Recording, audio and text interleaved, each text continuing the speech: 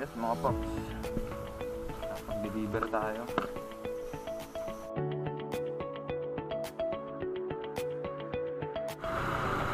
So ayun nga mga paps, natapos na tayo mag-deliver.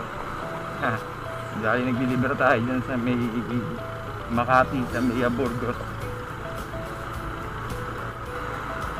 Maganda pa rin ba ang inyong RC250 na karburador? So, pag-usapan natin mga paps. Actually, meron nagpunta sa akin kahapon na kagrupo na naka RC250, siyempre stock mga paps, yung kanyang RC250. Matipid nung una raw. So binabiyahe niya ng mga malalayo pinang-araw-araw niya, pinang-deliver niya. Pumunta kagabi, bigla raw lumakas sa gasolina, bibiyahe sila ng malayo palagay ko, kung di ako nagkakamali, base sa kanyang pagkakwento, pupunta sila ng Quezon Province gamit yung RC250. Ang problema niya, biglang lumakas yung kanyang konsumo sa gasolina. Ang normal niya lang is pa 200, ganyan, malayo na yung nararating niya. Ngayon daw, nagulat sila, naging 600.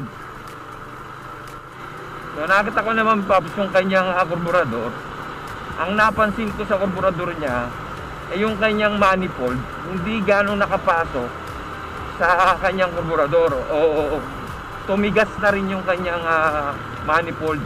So ang nangyari, bumitaw na o lumuwag na o ngumanga na, nakanganga na yung kanyang manifold dun sa karburador niya. Kaya ang sabi ko sa kanya, baka kaya niya pang higpitan, ganun ang gawin niya, ipasok niya ulit yung manifold, ayusin niya na lang yung pagkaklam. Yun na lang ang pinaka-suggest ko sa kanya mga paps.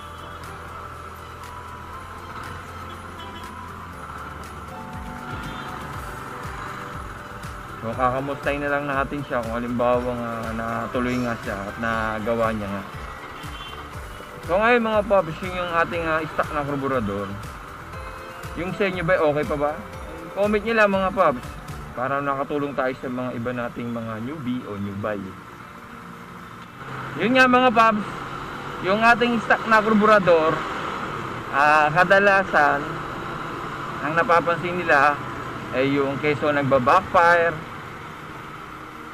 lumalakas sa gasolina, nawawala sa timing,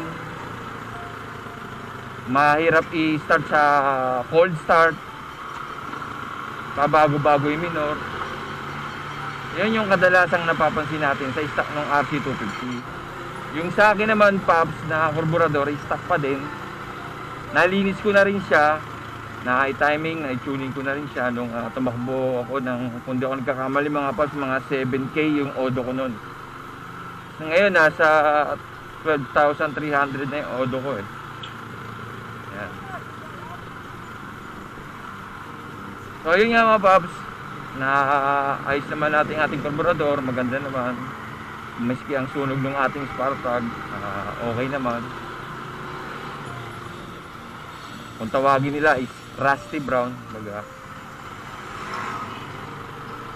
Sa akin mga paps, ipasok na natin yung backfire. Marami kasing pinanggagalingan ng backfire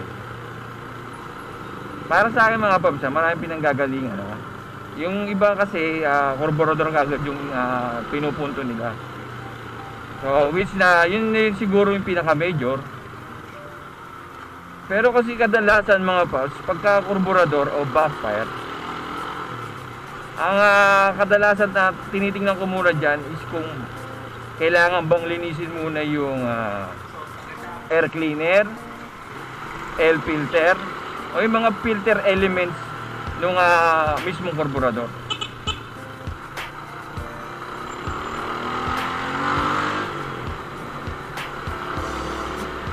Tapos mga paps, yun nga yung backfire, bago natin dalhin sa karburador, meron kasi mga pipe o tambucho na nagalaw na. Halimbawa, nakalkal, naka-fiber na yung loob ng canister.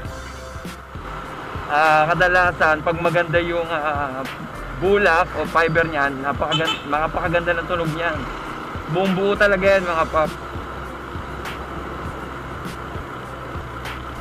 Ang pinaka negative side lang naman ng kalkal pagka kailangan na siya ulit i-refiber o palitan ulit, kasi gawa ng ang fiber is yung natutuyo, nangingitim, na uubos din yan, napupulbos yan sa loob pag matagal-tagal na. So magbabago na naman yung tunog ng tambucho mo. Para sa akin mga paps, magkaka-epekto na naman yun sa performance ng karburador. Maaaring mag-iiba na naman yung hangin yan mga paps.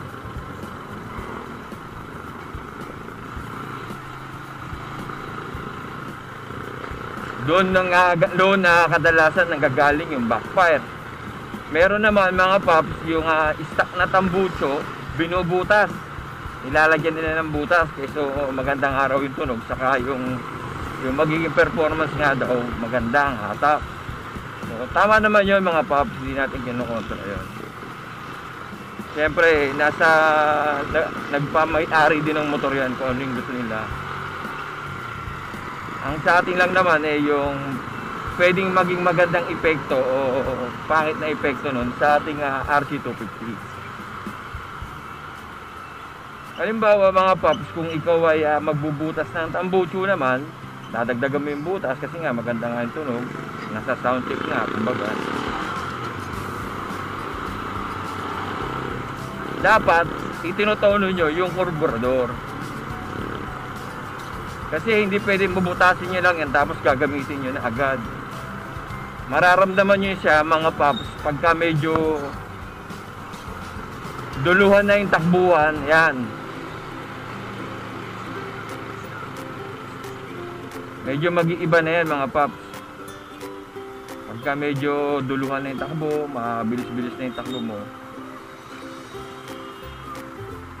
Kung di ako nagkakamali mga paps, mag-iiba yung performance ulit ng takbo ng motor natin.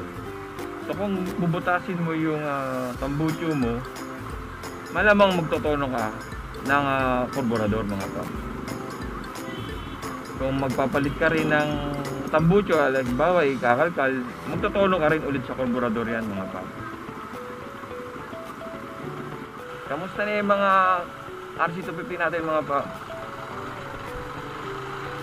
Okay pa ba ang inyong stock na karburador o napalitan nyo na? Maaaring nasira nyo na. Actually, yung stock ng karburador ng RC250 mga paps, para sa akin mga paps, sa base lang sa review ko, experience ko na isang taon mahigit ko nandala si RC250, Classic 250. Hanggang ngayon, okay siya sa akin mga paps. Matipid, magandang magbigay ng sunog sa spark plug. Ayan ko yung ating karburador is good na goods pa naman talaga siya sa akin.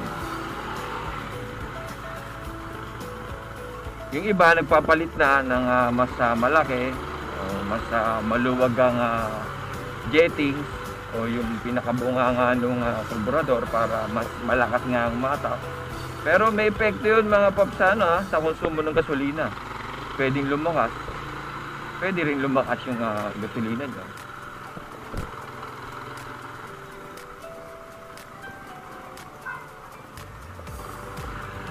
Actually mga paps, tuwing kailan ba ginagalaw ang karburador? Yung sa akin paps, mga 7,000 yung aking odo, saka ako lang siya nilinis. Nilinis ko siya kahit na nakita ko naman na malinis pa yung loob. Nakakatikatihan ko na rin siyang linisin. Pero ngayon nasa 12,300 na ako, hindi ko pa rin siya na ginagalaw ulit. So kung saan ko na rin siya na itakbo ng malalayo, good pa rin yung ating good pa rin yung ating performance ng ating karburador.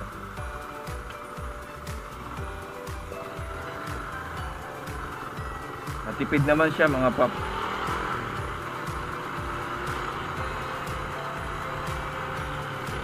Actually, yung karburador ng ating makina, isa yan sa medyo masela, no, o sensitive na parts ng ating motor. Lalo na kung halimbawang wala kang idea dyan sa pagtotono o sa pagmimixture, kung maaari mga paps, huwag nyong galawin yung tonuan niya. Lalo na yung sa may bandang ilalim, yung kung di ako nagkakamali, yun yung hangin niya. Kasi once na konting pihit nyo lang dyan mga paps, malamang magbago na kagad ang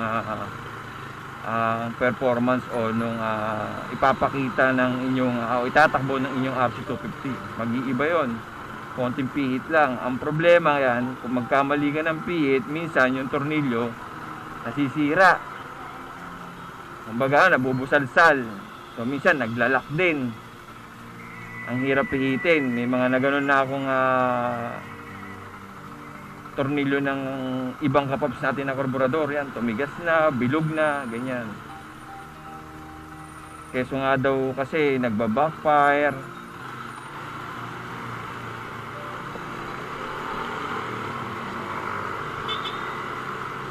So yun nga, sa paglilinis mga paps, kung talagang meron kayong time maglinis o medyo may budget, siguro 5,000 to 7,000 pwede na.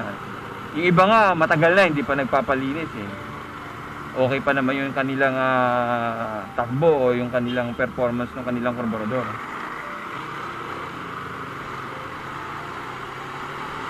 Depende naman yan mga paps Kung halimbawa yung iyong karburador hindi nyo ginalaw yung pinaka filter element nya, nandoon yung stock na box, stock na filter, screen, tapos lagi nyo lang siya nililinis.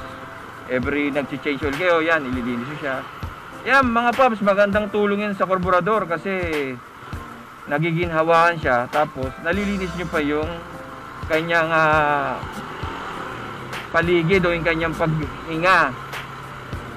Kasi natatanggal nyo yung mga alikabok o yung mga pwedeng malinis sa air filter o sa mga filter element ng karburador, like yung box. Yan, mga paps, malaking bagay yan kung nililinis natin yan. Maliban na lang mga paps kung in-open curve nyo yung inyong karburador. Iba naman yon. Meron kasi akong nakakitang RC250, mga kagrupo natin. Tinanggal na yung filter, tinanggal na yung foam, o tinanggal na rin yung screen. Ang itinira na lang yung box. Yan, iba naman yan mga paps. Kumbaga sa harang siya inalisan nyo ng harang, so bukas na bukas yun. Walang pinagkaiba yan sa open curve. Kasi yung filter inalis na nga natin, so lilinisin natin ngayon siya. Halimbawa lilinisin nyo, wala kayong makikita talagang dumi. Kasi hinigop na nung karburador, malamang yun. Lalo na kung umahataw ka, mabilis takbo mo, di mas malakas ang higop ng karburador. Kaya minsan meron akong nakakita, nagtaka siya ba't ang linis nung kanyang filter box, ang linis daw. Talagang malinis yun paps kasi hinigop na nga Iba naman paps yung halos tinanggal na yung box, tinanggal na yung filter, tinanggal na yung screen. Kasi talagang open na yung curve nya. Yan mga paps.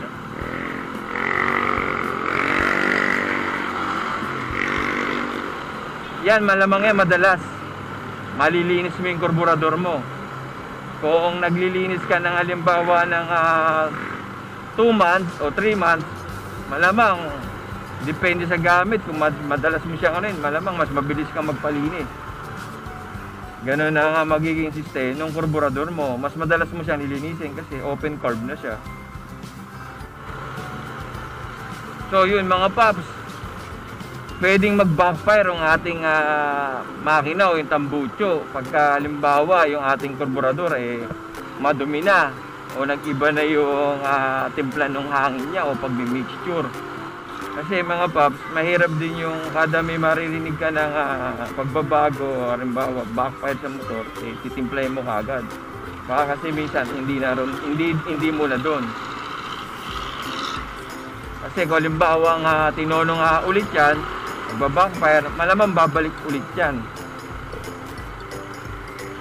Kasi kung hindi natin muna nilinis yung dapat linisin sa pwedeng makaapekto sa karburador. Like yung sa tambucho, like dun sa filter element niya. Yan. Yung spark plug niya, maganda bang sumunog? O magandang spark plug ba yung nakakabit? Baga pwede mo siyang i-reading. Anong gasolina yung ginagamit natin? May ganun kasi mga paps eh. Although talagang pinakamalaking bagay mga paps, yung lilinisin mo yung karburador, pero hindi naman lagi dapat ililinis. O anything na sa karburador agad. Kasi merong time para linisin talaga ang karburador. Pagka cold start, pag start niya, maya-maya mamamatay. Tama kayo mga paps, sa karburador ngayon, kailangan yung i-timing o tuning yung karburador nyo. Doon lang yun mga paps, para pagka ini-start nyo siya, diretso siya, hindi siya mamamatay. Kailangan nyo lang ipa-timing yun, ipa-tune o tuning. Kailangan talaga maging balance yung gas and air ng ating karburador mga paps. Yun lang naman ang problem nun mga paps, yung mga cold start.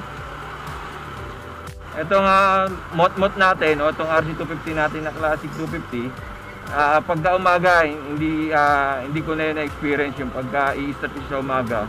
Dire-diretso na siya, hindi siya namamatay. Yung mga ibang paps natin malamang na-experience din nila yun, hindi na namamatay. Iba naman ganun pa rin pag cold start, problema nila yan. Naayos yan mga paps. Kayang-kaya ng natin yan, ng RC250. So yun lang mga paps. Balik na tayo dito sa ating Tenacity Tambayan. So maraming salamat. God bless.